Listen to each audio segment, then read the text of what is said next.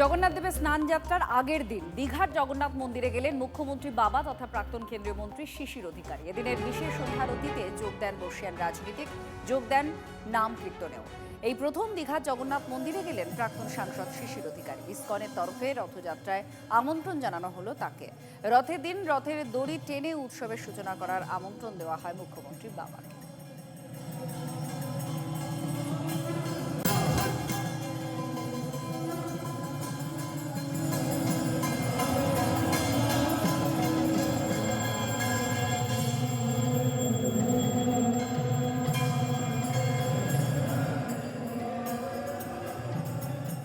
সবই রাধারঙ্গর আশীর্বাদ, ওই আদেশ ওনার যা আদেশ তাই আদেশ আছে ও পালন করতে হবে।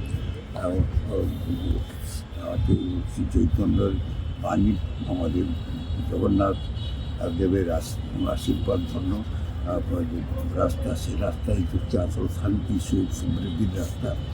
তো এখানে মানুষ আসবেন এবং ওনারা দেখানোর রাস্তায় খুবই জগন্নাথ।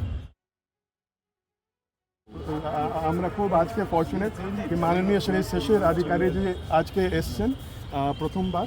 আমরা ওনাকে অনুরোধ করেছি কি 16 জুলাই যে রথযাত্রা হবে উনি উদ্বোধন করবেন। তো আমরা আশা করি কি উনি আসবেন, উদ্বোধন করবেন। জয় জগন্নাথ।